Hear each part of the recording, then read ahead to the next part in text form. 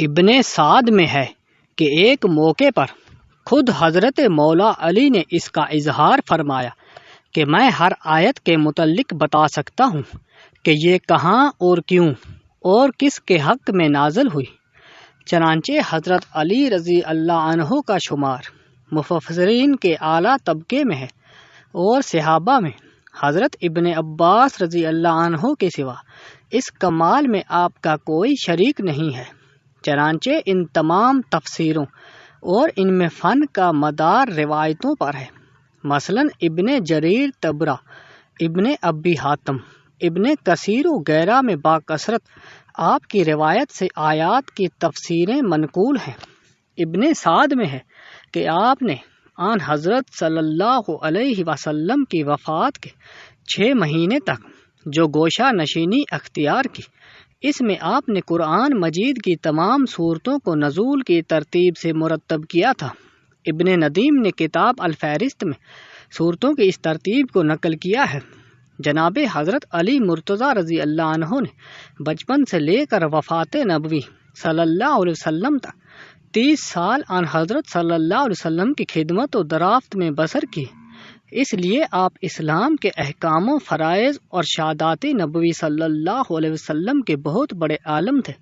پھر تمام اکابر صحابہ میں وفات نبوی صلی اللہ علیہ وسلم کے بعد سب سے زیادہ آپ نے عمر پائی۔ آن حضرت صلی اللہ علیہ وسلم کے بعد تقریباً 30 برس تک ارشادات و افادات کی مسند پر جلوہ گر رہے۔ مشکل سے مشکل اور پیچیدہ سے پیچیدہ مسائل کے تحت آپ کی نقطہ رس نگاہ آسانی سے پہنچ جاتی تھی۔ یمن میں آپ نے 2 عجیب و غریب مقدمات کا فیصلہ کیا۔ یمن نیا نیا مسلمان ہوا تھا، پرانی باتیں تازہ تھی۔ ایک دفعہ ایک عورت نومولود بچے کو لے کر ہمراہ 3 مردوں کے حضرت مولا علی رضی اللہ عنہ کی بارگاہ میں پیش ہوئی۔ ان تینوں مردوں کا یہ دعویٰ تھا کہ عورت کے ہاتھ میں جو بچہ ہے وہ میرا ہے۔ حضرت مولا علی رضی اللہ عنہ نے اس عورت سے فرمایا کہ کیا تم بتا سکتی ہو کہ یہ بچہ کس کا ہے؟ اس عورت نے کہا، یا علی، میں کس طرح سے بتا سکتی ہوں؟ میں یہ اقرار کرتی ہوں کہ میں نے ان تینوں مردوں کے ساتھ ہم بستری کی ہے۔ مجھے نہیں پتا کہ یہ کس کا حمل ٹھہرا تھا، یہ بچہ کس مرد کا ہے۔ میں آپ رضی اللہ عنہ سے عرض کرتی ہوں کہ آپ رضی اللہ عنہ مجھے میری اس غلطی کو معاف فرما دیں۔ پاس بیٹھے سب لوگ سکتے میں آ گئے اور کہنے لگے، آج تو علی بھی فیصلہ نہ کر پائیں گے۔ پھر حضرت علی نے پوچھا، تم تینوں میں سے اس عورت کا شوہر کون ہے؟ ان تینوں مردوں میں سے ایک مرد نے ہاتھ کھڑا کیا تو آپ رضی اللہ عنہ نے فرمایا، کیا تم حلفاً کہہ سکتے ہو کہ یہ بچہ تمہارے نطفے سے بنا ہے؟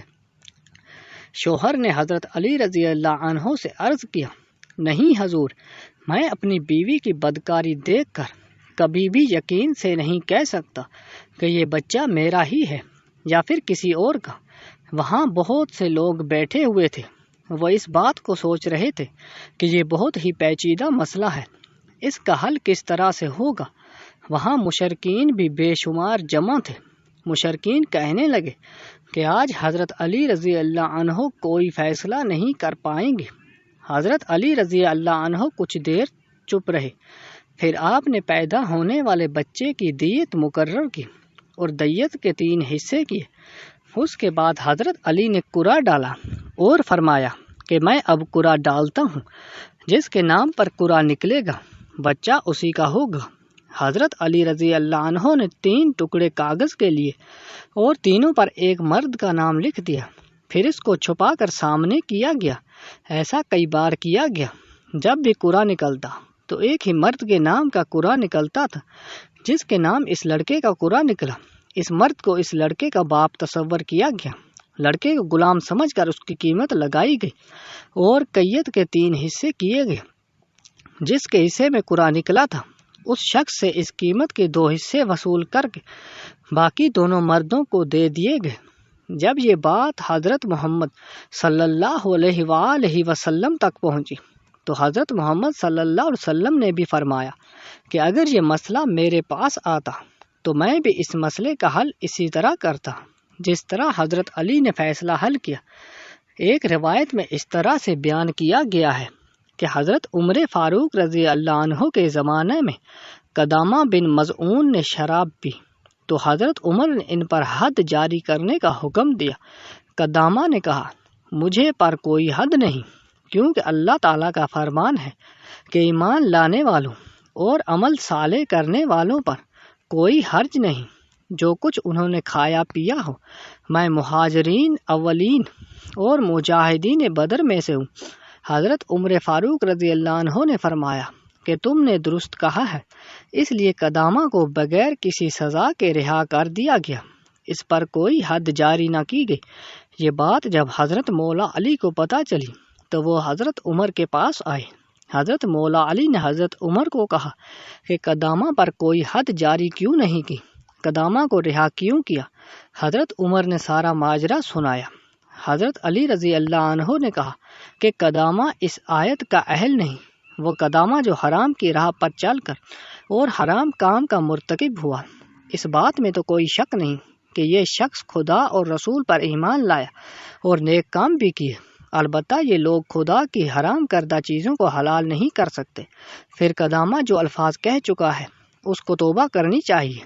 حضرت علی رضی اللہ عنہ نے فرمایا کہ اگر یہ قدامہ توبہ کرتا ہے تو اس پر حد جاری کی جائے، اگر قدامہ توبہ نہ کرے تو اس کو قتل کر دیا جائے، کیونکہ وہ ملت اسلام سے خارج ہو گیا ہے۔ حضرت عمر سمجھ گئے تھے کہ قدامہ کو چھوڑ کر غلطی کی ہے۔ حضرت عمر نے قدامہ کو دوبارہ طلب کر لیا اور قدامہ کو کہا کہ تم توبہ کرو۔ قدامہ یہ بات اچھے طریقے سے سمجھ گیا کہ میرے بارے میں شرعی سزا کیا ہے۔ قدامہ نے توبہ کی تو اس کی قتل کی سزا تو معاف ہوگی، تو اب قدامہ پر حد کا مسئلہ باقی تھا۔ حضرت عمر نے حضرت علی سے پوچھا کہ آپ مشورہ دیں کہ قدامہ پر کس حد جاری کرنی چاہیے۔ حضرت علی رضی اللہ عنہ نے فرمایا کہ قدامہ کو 80 کوڑے مارے جائیں، کیونکہ جو بھی شرابی نشائی کرتا ہے تو وہ مست ہو کر بہکی بہکی باتیں شروع کر دیتا ہے۔ حضرت علی رضی اللہ عنہ کے کہنے پر قدامہ کو اسی وقت 80 کوڑے مارے۔ قرۃ العین از شاہ ولی المحدث۔ السلام علیکم ورحمۃ اللہ وبرکاتہ۔